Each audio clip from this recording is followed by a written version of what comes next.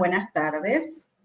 Muchas gracias por estar aquí en esta charla, hecha con mucho cariño para ustedes, para que conozcamos un poquito acerca de la norma ISO 17025. Vamos a ver, ¿de qué se trata esta norma? Bueno, básicamente es una norma de requisitos de competencia para laboratorios de ensayo y de calibración.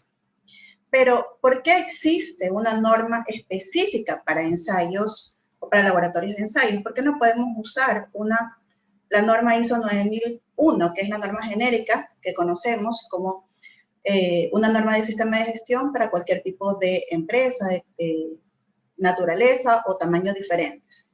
¿Por qué no utilizamos solamente esa?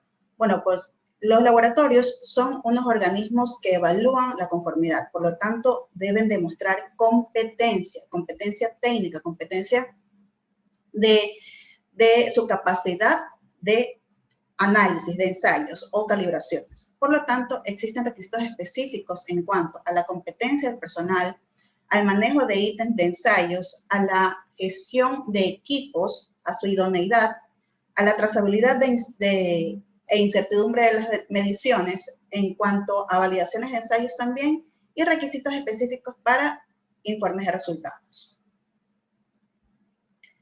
Entonces, ya viendo esta necesidad, la organización ISO en 1990 elaboró una guía, la guía ISO 25, la cual fue reemplazada en el año 2000 por la norma ISO 17025, la cual permite la acreditación de un laboratorio de ensayo o calibración. Este término acreditación no es lo mismo que certificación. Son términos diferentes y la acreditación implica una mayor complejidad. Veamos un poquito esta diferencia, ¿verdad? ¿Qué es certificación? Bueno, nos certificamos con normas, por ejemplo, con la ISO 9001, ¿verdad? A través de una auditoría que evalúa la conformidad contra estándares, ¿verdad? Es básicamente una verificación de que nuestra organización cumple con los procedimientos exigidos o la documentación exigida en el sistema ISO 9001. Sin embargo, en el proceso de acreditación, nosotros realizamos un proceso más complejo en el que se evalúa la competencia del laboratorio, de los analistas. ¿En qué situación? En bajo estrés. ¿A qué nos referimos bajo estrés? Que existe una testificación del organismo o del evaluador, ¿verdad?, de esos análisis que realiza el laboratorio.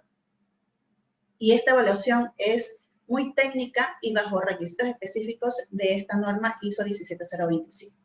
Entonces, son términos diferentes, son condiciones diferentes. Bajo la norma ISO 9001 nos certificamos y bajo la norma 17025 nos acreditamos. Esta acreditación implica verificación de la competencia técnica. ¿Ok? ¿Qué es lo que nos dice? ¿Qué es la certificación? Es un procedimiento por el cual una tercera parte entrega un aseguramiento escrito de que un producto, proceso, persona, sistema de gestión cumple con requisitos especificados, ¿verdad? Revisamos nuestro sistema de gestión y cumple con los requisitos de norma. Sin embargo, en la acreditación, ¿verdad?, la autoridad técnica, que en nuestro caso es el SAE, el Servicio de Acreditación Ecuatoriano, reconoce formalmente que nuestra organización, que el laboratorio de ensayo o calibración, es competente para efectuar ciertas actividades, las cuales van a ser seleccionadas por el laboratorio en un alcance, y el SAE nos va a evaluar y va a decir, usted es competente en esos análisis, en esos ensayos o en esas calibraciones. Sin embargo, esta acreditación no implica en ningún caso la aceptación o validación por parte de este organismo de los resultados de cada ensayo o calibración en concreto. No, el SAE, el organismo que nos acredita, respalda nuestro sistema de gestión a través del uso del logo de su organismo, pero no significa que él acepta o ha evaluado cada resultado que el laboratorio emite. Por lo tanto, no exime al laboratorio de su responsabilidad en caso de resultados erróneos. Ahora, como les decía, existía una norma, esta norma ISO 17025 está vigente desde el año 2000, pero en el 2005 se hizo una modificación, una actualización, la cual también sufrió ya una actualización en el año 2017. Esa es la norma vigente, por eso esta es la que estamos presentando y vamos a analizar cuáles son los cambios de la versión 2005 versus esta 2017. ¿Qué es lo nuevo que trae esta norma? Entonces, básicamente, en todas las normas, en las normas ISO sufrieron una actualización en estos últimos años y básicamente se enfocaron más en la gestión de riesgos. Y la 17025, la versión 2017, no se escapó de esta revisión. Por lo tanto, esta norma también tiene en sus requisitos ahora esta gestión de riesgos implícita. Ese es uno de los mayores cambios en la norma de esta versión. También se cambió la forma de la estructura de esta norma. Antes contaba con 5 apartados, 2 de ellos eran de requisitos y ahora tenemos 8 apartados, 5 de ellos de requisitos y 2 anexos. ¿Okay? Podemos ver la estructura, la actual y la anterior. Antes teníamos cláusulas desde la 4.1 hasta la 4.3 en el apartado 4 y en el apartado 5 desde la 5.1 hasta la 5.9. Solamente estos 2 apartados, 4 y 5, eran los apartados de requisitos.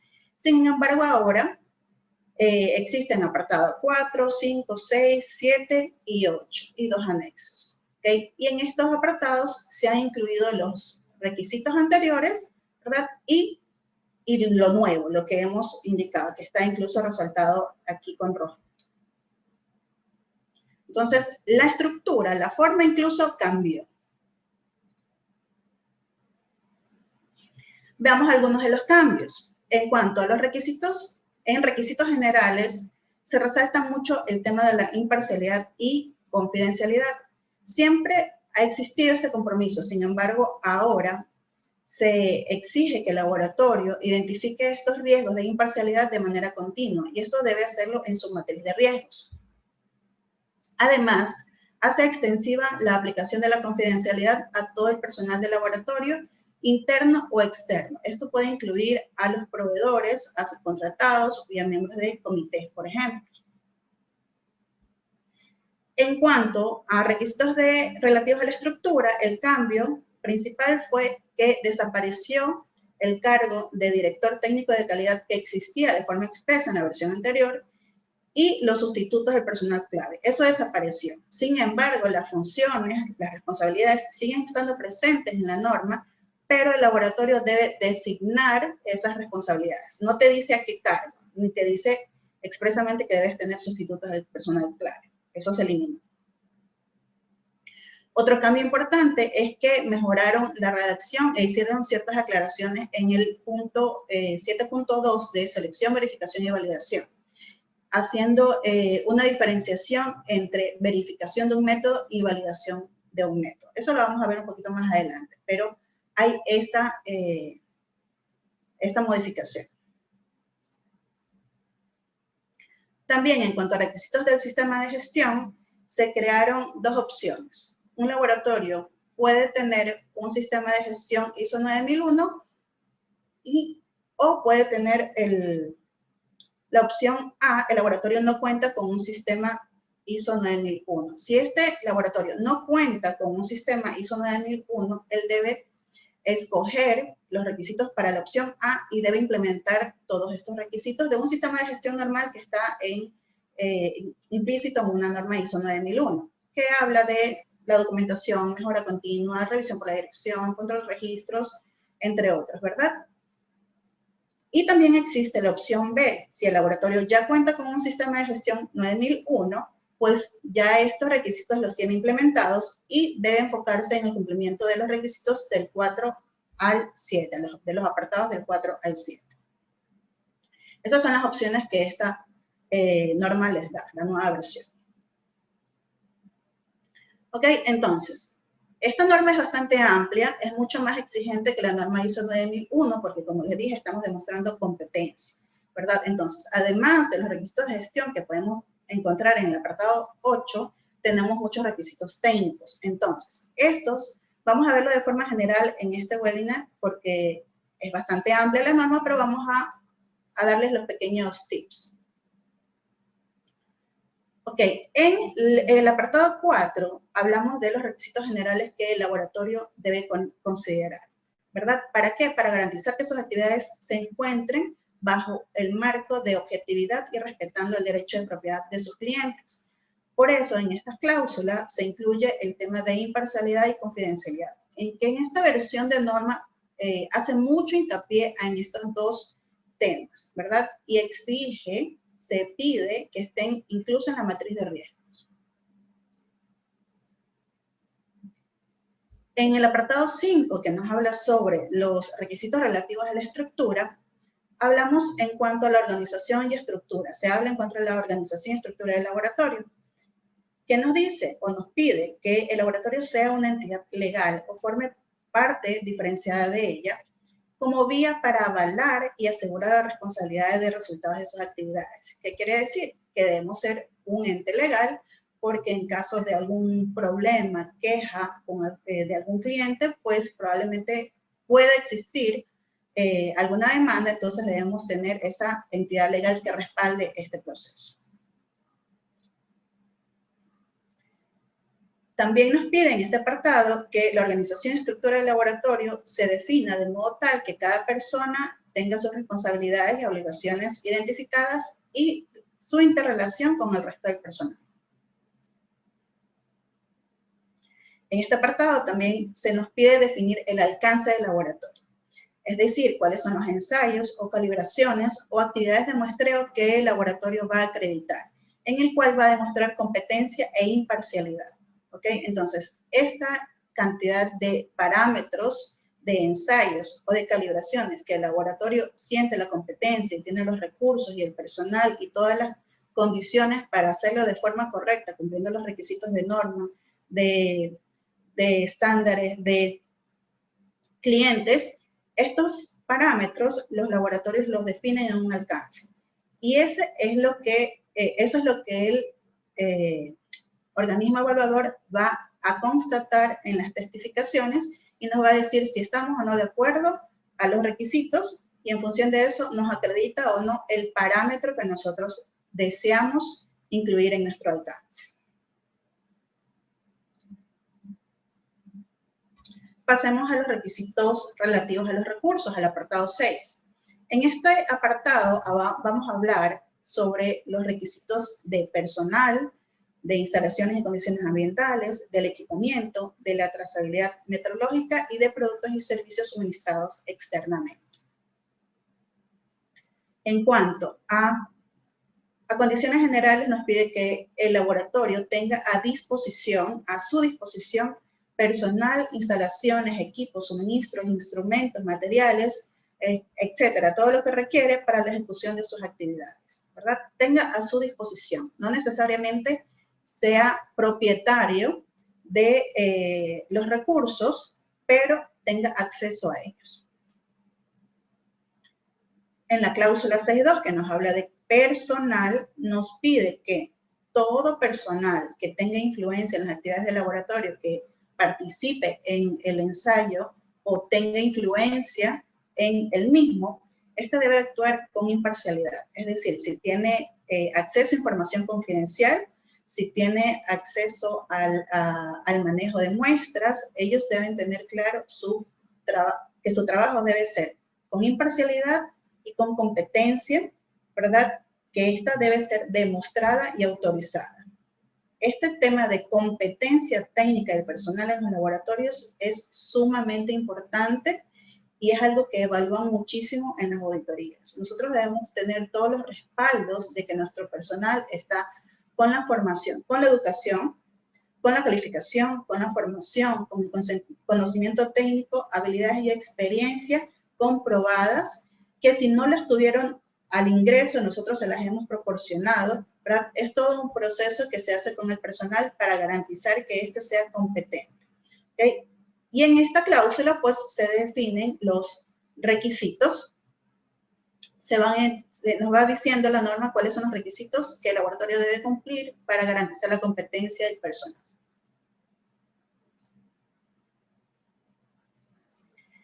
la cláusula 6.3 nos habla de instalaciones y condiciones ambientales. Este tema también es muy importante porque las condiciones en las que se desarrolla un ensayo o una calibración pueden afectar mucho al resultado y a su incertidumbre asociada, es decir, a la dispersión de esos resultados. Por eso nos pide la norma que el laboratorio cuente con instalaciones que, aunque no necesariamente sean de su propiedad, estas estén sujetas a su control.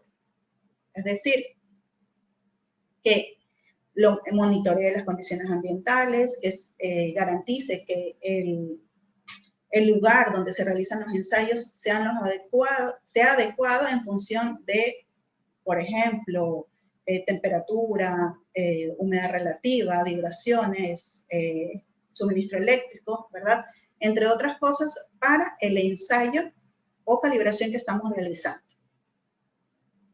Sean propios o no, el laboratorio es responsable de su adecuación continua, ¿verdad? Así no sean nuestros, nosotros debemos garantizar que las instalaciones y condiciones ambientales son las apropiadas para el ensayo que estamos realizando. Y debemos monitorear y debemos registrar. Además, debemos establecer mecanismos de control de acceso a las instalaciones, ¿okay? Porque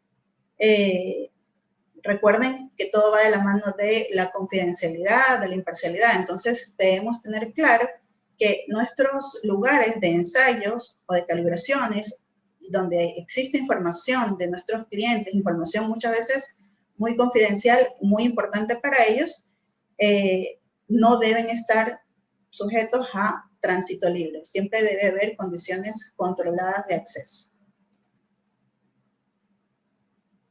En la cláusula 6.4, que hablamos de equipamiento, nos dice también que el laboratorio debe tener acceso, ¿verdad?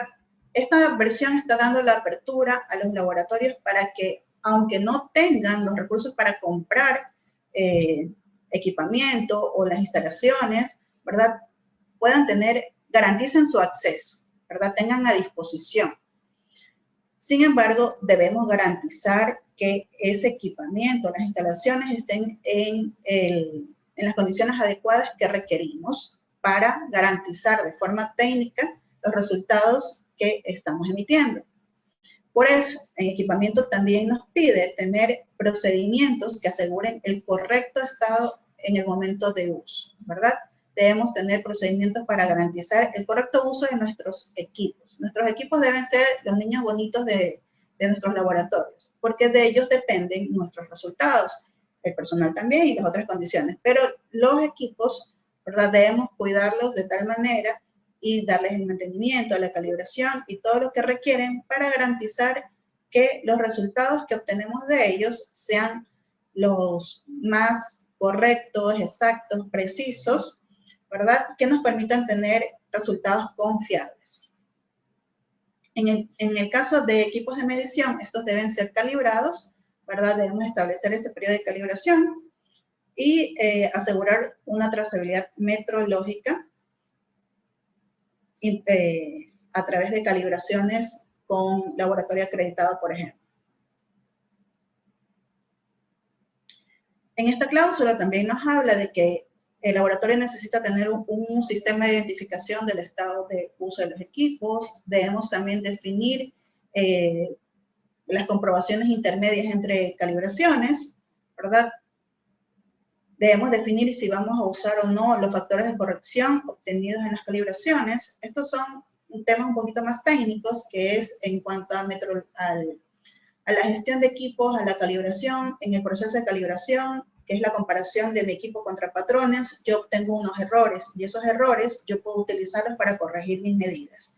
A eso nos referimos con factores de corrección. Por lo tanto, cuando hacemos la calibración de un equipo, nosotros debemos verificar o evaluar esos certificados de calibración y utilizar o no esos factores de corrección. En todo caso, debemos conservar registros de los equipos que pueden influir en las actividades de laboratorio. Todos los equipos, sean equipos de medición o no, que participen en un ensayo o calibración, deben ser gestionados, controlados, debemos mantener los registros. ¿En cuanto a qué?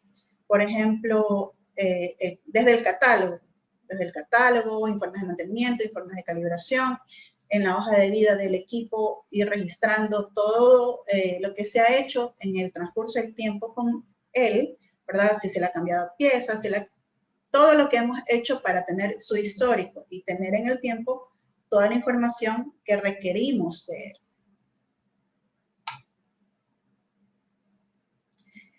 Otro tema importante es la trazabilidad metrológica. La norma exige que los resultados emitidos por un laboratorio sean trazables al Sistema Internacional de Unidades. Por lo tanto, esta trazabilidad el laboratorio la debe conseguir o la puede conseguir a través de calibración, por ejemplo, con un laboratorio acreditado en calibración, ¿verdad? Esta norma es para laboratorios de ensayos y de calibración. Los laboratorios de calibración deben cumplir también estos requisitos y acreditarse también frente al Servicio de Acreditación Ecuatoriana en ciertas magnitudes, ¿verdad? Y los laboratorios de ensayos se calibran o calibran sus equipos con estos laboratorios acreditados, que garantizan la trazabilidad de sus patrones a los patrones internacionales. El laboratorio también puede hacer uso de materiales de referencia certificados y también se puede hacer comparación directa o indirecta con patrones nacionales o internacionales. En la cláusula 6.6 vamos a hablar sobre los productos y suministros y servicios suministrados externamente, ¿verdad? Podríamos decir que esto es compras. ¿Qué nos pide aquí? Que identifiquemos los requisitos para todas las compras de productos y servicios que afecten las actividades del laboratorio. Es decir, pueden ser equipos de medición, material auxiliar, reactivos consumibles y todos los servicios, ¿verdad?, que afectan a las actividades del laboratorio. Por ejemplo, el mantenimiento de equipos, la calibración de equipos, ensayos o calibraciones que subcontratemos, ¿verdad? Todos estos productos o servicios deben estar identificados, los que vamos a contratar de forma a un proveedor externo, y debemos establecer sus requisitos. Eso nos pide la norma. Por lo tanto, debemos tener procedimientos y registros para definir, revisar y aprobar estos requisitos para los productos y servicios, y además debemos tener procedimientos para evaluar, seleccionar y dar seguimiento y reevaluar a los proveedores externos, ¿verdad? Entonces, debemos establecer requisitos y debemos tener claro nuestro proceso de evaluación y control, monitoreo y reevaluación de nuestros proveedores externos, sean de productos o servicios.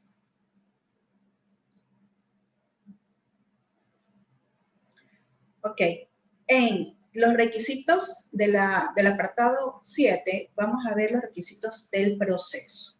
En esto se incluye la revisión de solicitudes, ofertas y contratos, la selección, verificación y validación de métodos, el muestreo, la manipulación de ítems de ensayo o calibración, los registros técnicos, la evaluación de la incertidumbre de medición. ¿Okay? Este apartado es fundamental para un laboratorio porque está realmente la parte importante y técnica de. Entonces, empezamos con la cláusula 7.1, revisión de solicitudes, ofertas y contratos. Esto podemos decir que es la parte de atención al cliente, donde estamos escuchando las necesidades del cliente, hacemos nuestra cotización y elaboramos un contrato o aprobamos la cotización, y eso lo entendemos como el contrato. ¿Qué nos pide la norma? Pues que tengamos un procedimiento para esto, para hacer la revisión de las necesidades, de establecer cómo se realizan las cotizaciones, cómo se establecen los contratos, e incluso cómo se van a resolver esas diferencias entre el cliente y el laboratorio antes de que comiencen las actividades. E incluso cómo se van a realizar las modificaciones del contrato después de que hayan iniciado las actividades, si hubiera, ¿verdad? Todas esas resoluciones con el cliente, comunicaciones, deben estar establecidas de una forma sistemática. Se deben realizar de una forma sistemática y en este procedimiento lo debemos establecer.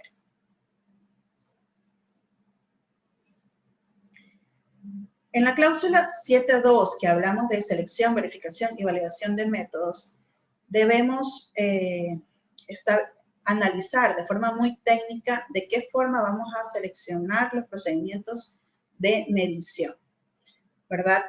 Esta parte es sumamente importante para los laboratorios porque de aquí nace todo su proceso técnico. Aquí nosotros definimos cuál es el método de ensayo que vamos a utilizar para la medición de un pH o la calibración de una balanza, ¿verdad? Aquí debemos seleccionar el método apropiado en función de la matriz, del rango de trabajo que deseamos acreditar, ¿verdad? En función de nuestros recursos, de nuestras condiciones. Nosotros, en función de qué equipos tenemos, por ejemplo, debemos seleccionar el método, un método normalizado, un método de referencia que nos sirva de base para hacer nuestro método en el laboratorio, verificar si en nuestras condiciones cumple las mismas condiciones que se encuentran en la base científica o en el método normalizado que hemos seleccionado. Entonces, esta cláusula nos pide que seleccionemos procedimientos apropiados. Esto lo podemos obtener de normativas internacionales, de referencias técnicas ya normalizadas. En función de la matriz, hay diferentes normas, incluso pueden ser a nivel nacional nuestras normas INEI, que ahora están ya muy normalizadas con métodos internacionales, están adaptando o adoptando muchos métodos internacionales y ya están como versión INEI. Una vez que ya tenemos seleccionado o identificado el método que vamos a usar, nosotros debemos verificar su capacidad para aplicarlo en las mismas condiciones que indique el documento normativo seleccionado. Es decir, debemos verificar que en nuestro laboratorio, en nuestras condiciones, nosotros somos capaces de hacer todas las etapas del método que está descrito en nuestro documento de referencia y verificar que los resultados son similares o que tienen parámetros de desempeño, resultados muy similares que el documento de referencia. Debemos validar también métodos desarrollados por el laboratorio. Hay métodos que son sumamente difíciles determinar o no existen métodos de referencia a nivel internacional normalizados para cierta matriz, para cierto tipo de alimentos o para ciertas magnitudes. De pronto no hay ya una metodología establecida. Por lo tanto, el laboratorio se ve en la necesidad de desarrollar un método por su cuenta, hacer la investigación científica y hacer las pruebas de error y desarrollar un método. O a veces utiliza un método que ya está normalizado, pero si es para carnes, por ejemplo, un método para determinar proteína en carnes, pero yo no tengo un método para determinar proteína en cereales en mi laboratorio y quiero usar el método de proteína en carnes, para cereales, yo estoy haciendo una adaptación de un método. Y ese método tengo que validarlo. ¿Qué significa esto? Que debo hacer una evaluación exhaustiva de que ese método que no es para la matriz o que no lo estoy haciendo en las condiciones que realmente describe el documento de referencia, me funciona en mis condiciones. Y eso implica muchas más pruebas y muchos más parámetros de desempeño. Este tema de validación de métodos también es un tema un poquito complejo y que implica, de hecho, un curso exclusivo para esto. En la cláusula 7.3, la norma nos habla de muestreo. Entonces, los laboratorios que realizan muestreo deben tener un método de muestreo para la selección y la toma de los ítems a evaluar. Además, se deben conservar los registros de los datos de muestreo, toda la información, quién, cómo, condiciones ambientales, las fotografías, la ubicación GPS y toda la información del muestreo. En la cláusula 7.4 hablamos de manipulación de los ítems de ensayo o calibración. ¿Qué nos pide la norma? ¿Verdad? Esto es el manejo del ítem o del elemento o la muestra que vamos a analizar. o a calibrar, ¿verdad? En función de la naturaleza del laboratorio. Entonces, la norma nos exige o nos pide que tengamos un procedimiento para todo este proceso de manipulación, transporte, recepción, identificación, manipulación, ¿verdad? Cómo lo llevamos de un lado a otro, cómo lo identificamos, cómo protegemos su integridad una vez que lo recibimos o que lo tomamos en campo, cómo lo vamos a almacenar, en dónde lo vamos a almacenar, cómo lo vamos a conservar, si necesita temperatura de refrigeración, de anaquel, de congelación, ¿verdad? De ser, cómo vamos a disponer una vez que ya pase el tiempo de vida útil, por ejemplo, o si vamos a devolver los ítems al cliente, ¿verdad? Todas estas cositas, todos estos temas de manipulación de los ítems deben estar sumamente detallados en un procedimiento para que todo el personal tenga claro de cómo es el correcto manejo e incluso que haya una correcta identificación para que no exista equivocaciones, errores en el proceso de análisis y de manejo de la muestra durante todo el proceso dentro del laboratorio, ¿verdad? Y garanticemos la trazabilidad de la muestra y del informe de resultados.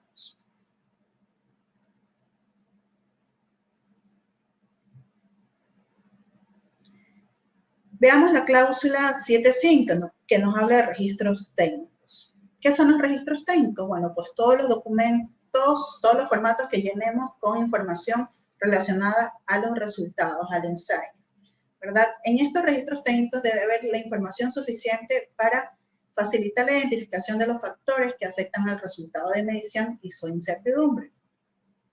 ¿Ok? Que además posibilite la repetición de la actividad en condiciones las más cercanas posibles a las originales. ¿Qué significa esto? Que yo debo tener un registro con los datos primarios, ¿verdad? Con la información suficiente para poder analizar si hay un error, si hay una queja de cliente, yo poder identificar cuándo se hizo ese análisis, quién lo hizo, qué condiciones ambientales había, qué equipo se usó, cómo se calibró ese equipo y hacer todo el análisis. Entonces, mis registros técnicos deben tener la información suficiente para poder hacer esos análisis de causa de ser necesario. E incluso, si yo necesito repetir la actividad, el ensayo o la calibración, poder hacerla en las condiciones más cercanas a las originales.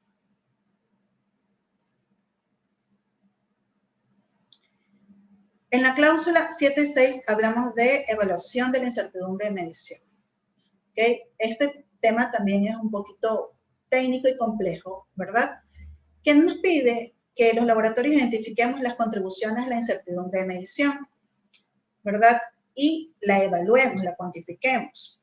Básicamente, ¿qué es la incertidumbre? Es un parámetro de dispersión de los valores que podrían razonablemente ser atribuidos al mensurante. Podemos ver aquí en la grafiquita que es la incertidumbre es el más menos que acompaña a un resultado. ¿Por qué? Porque todas las mediciones están afectadas por cierto error. No hay un valor verdadero nunca. Estadísticamente no es correcto, ¿verdad? Entonces, ¿qué nos dice? La incertidumbre de medición nos indica el posible tamaño de tal error.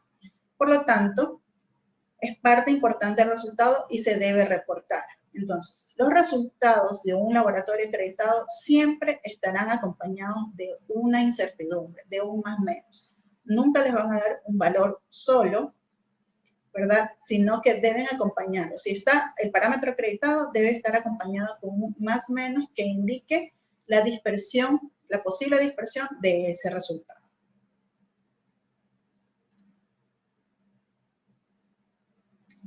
Veamos la cláusula 7.7 de aseguramiento de la validez de los resultados.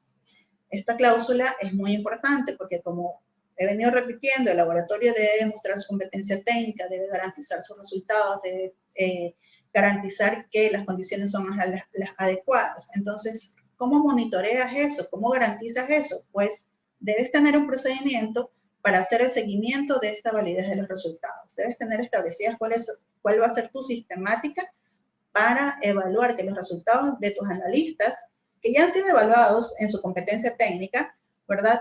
Ellos emiten resultados válidos cada vez que emiten un resultado.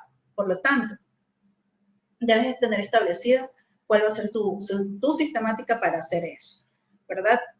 Vas a utilizar muestras control, patrones de referencia, tienes muchas opciones realmente. Estos datos resultantes se deben registrar de manera que las tendencias sean detectables. Podemos utilizar gráficas, cartas de control, ¿verdad? Que nos permita ver si los ensayos se encuentran o no dentro de control. Y el laboratorio nos pide que haga seguimiento de su desempeño mediante participación en ensayos de aptitud o en otras comparaciones interlaboratorios, ¿verdad? ¿Qué es esto de ensayos de aptitud? Esta es la comparación que el laboratorio debe hacer frente a otros laboratorios, y no a los amiguitos, no a los nacionales, sino a laboratorios internacionales normalmente, porque estos ensayos de aptitud lo organizan empresas, ¿verdad?, a nivel internacional, que se encargan de tomar una muestra, por ejemplo, una muestra homogénea, la dividen en porciones y la envían a diferentes laboratorios en el mundo, y luego toman esos datos y analizan, hacen estadística y analizan la competencia técnica del laboratorio. Hay valores estadísticos que se evalúan y te dicen, ¿hiciste bien tu análisis o no lo hiciste bien? ¿Ok? Entonces, la validez de mis resultados no solamente están dadas por un control de calidad interno que puedo hacer con algunos patrones y algunas cosas, ¿verdad? También debe estar dada por mi comparación frente a un externo, a un ente que hace estos ensayos de aptitud. De hecho, el SAE no te acredita si tú no te acredita un método si tú no has salido satisfactorio en un ensayo de aptitud.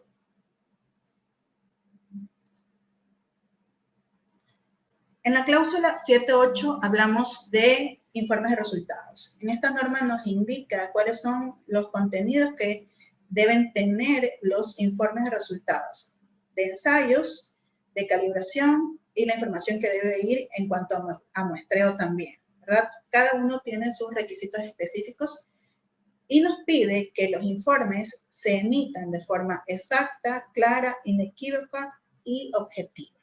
¿Ok? En la cláusula 7.9 hablamos de quejas. Entonces, bueno, esto es un requisito también de ISO 9001, ¿verdad? Entonces, básicamente nos pide que tengamos un proceso documentado para recibir, evaluar y tomar decisiones acerca de las quejas. La novedad aquí en esta versión es que esta descripción del proceso debe estar disponible para cuando lo solicite cualquier parte interesada. Esa es una de las novedades en este punto.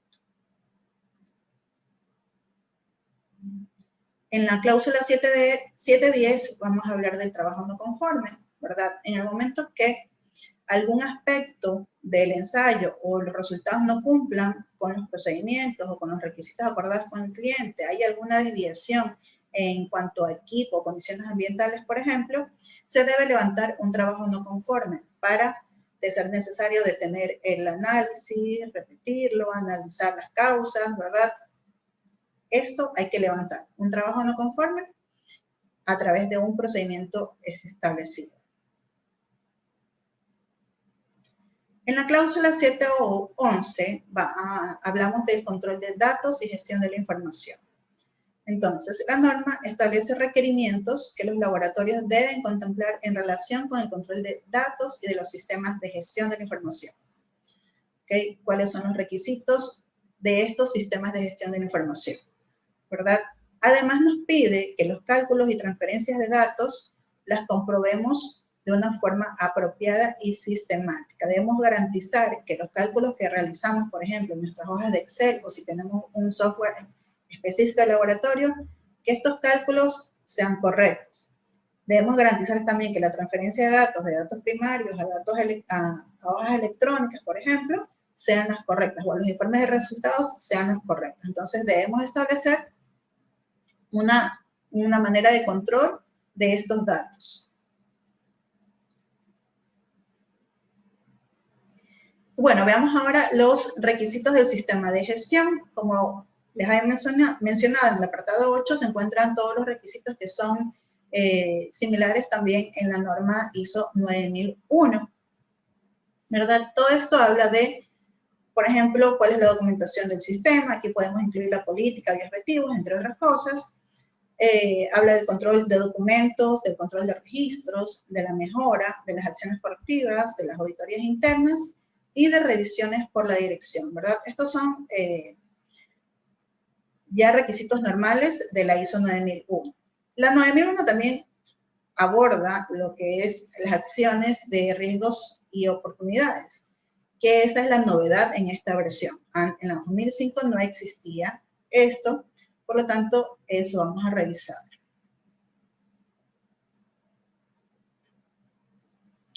Okay, ¿qué nos pide? Básicamente que en la cláusula 8.5 que el laboratorio identifique sus riesgos y oportunidades y que lo utilice como una herramienta para la planificación de sus actividades normales, ¿verdad? ¿Por qué? Porque en esta norma, en esta versión, también desaparecieron las acciones preventivas. Antes sí, y normalmente se manejaba el tema de acciones correctivas y acciones preventivas. En esta versión se eliminaron las acciones preventivas y todo eso se maneja a través del análisis de riesgos y oportunidades, o la matriz de riesgos y oportunidades. Entonces, todos los riesgos que se pueden identificar en los procesos de laboratorio deben estar analizados en esta matriz de riesgos y definir cuáles son las acciones, los controles existentes, poner los indicadores, hacerle seguimiento, ¿verdad? En función de el análisis, la evaluación que le demos a ese riesgo, ¿verdad? Definir su tratamiento y hacer una revisión y actualización sistemática de estos riesgos identificados en nuestro sistema de gestión. ¿Okay? Aquí no hablamos de riesgos de seguridad, sino hablamos de los riesgos del sistema de gestión. Puedo tomar todos mis procesos y hacer el análisis e incluir lo que les decía, el riesgo de imparcialidad, para hacer mi matriz de riesgos y oportunidades. Muchas gracias por su atención. Esas son las novedades de la norma ISO 17025 en cuanto a la versión 2017. Y podemos hacer preguntas.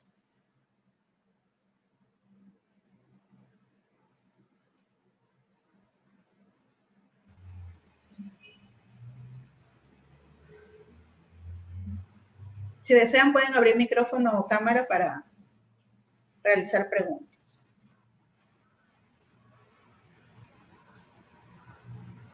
Yo tengo una pregunta, ¿puedo hacerla? Claro, por supuesto. Ya. Solamente una inquietud. En la parte de riesgo, ¿las no conformidades serían oportunidades de mejora o no conformidades? En caso de que no se compruebe la no conformidad.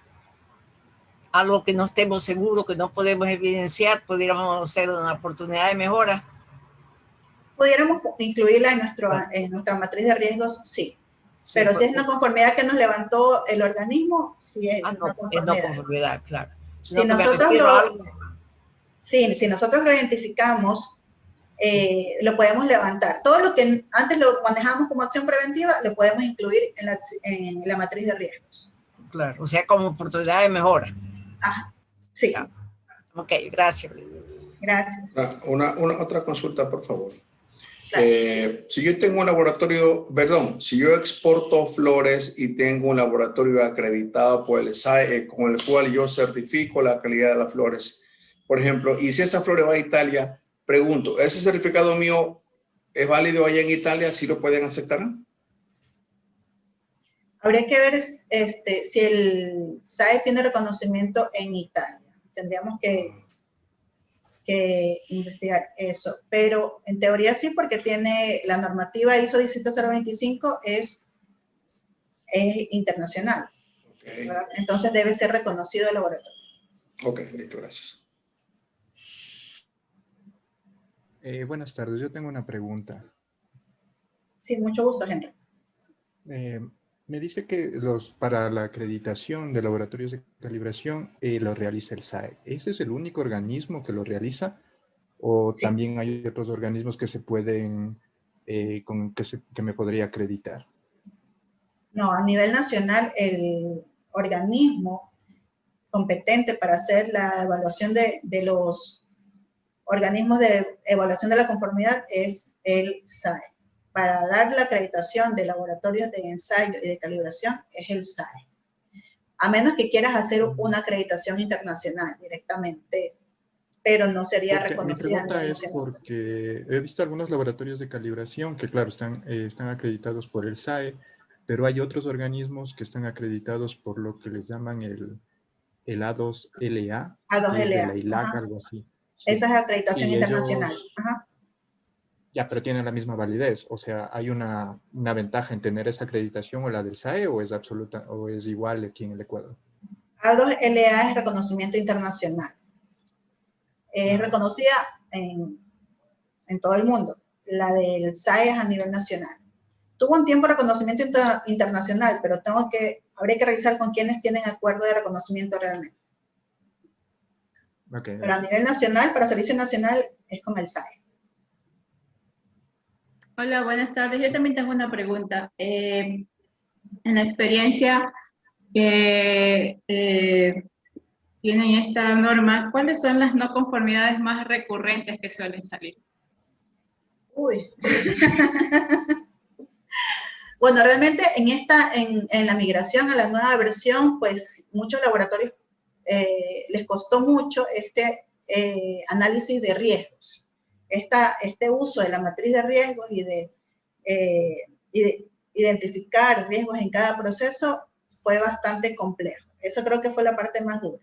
La parte técnica de los laboratorios o de la evaluación del SAE cada año la hace de forma más exigente. Entonces los requisitos técnicos se van aumentando, va dificultándose más la acreditación, ya mantener la acreditación, porque se van entrenando más los auditores y se van volviendo más exigentes. Entonces los criterios los van perfeccionando cada año y te exigen más, te exigen que tengas. Antes no tenías tanta análisis de tendencias. Ahora como la versión te dice que debes detectar las tendencias, ahí con eso hacen fiesta. Entonces te piden mucha información. Puedes levantar mucho. Hay laboratorios que de pronto están en proceso y no tienen tantos registros en cuanto a ese análisis de tendencia y levantarlos es complicado. Entonces, las no conformidades pueden ir desde la parte técnica del personal hasta este aseguramiento de calidad que es muy importante, ¿verdad? Y si no tienes un aseguramiento de la validez de los resultados robusto, te puede ir muy mal en las auditorías, en las testificaciones sobre todo. En las testificaciones es que el auditor está al lado tuyo viendo cómo haces el ensayo o la calibración. Ve y te pregunta, y le pregunta al técnico, no le pregunta al jefe de área, no, le pregunta al técnico qué está haciendo, cómo lo hace, por qué lo hace, ve absolutamente todo, ¿verdad? Aunque ahora este año ha sido la auditoría, la mayoría de las auditorías han sido virtuales, igual tienes que estar con la cámara ahí y te están preguntando, o sea, es intenso. Por eso hacemos la diferenciación entre certificación y acreditación. El proceso es bastante estresante y mucho más complejo.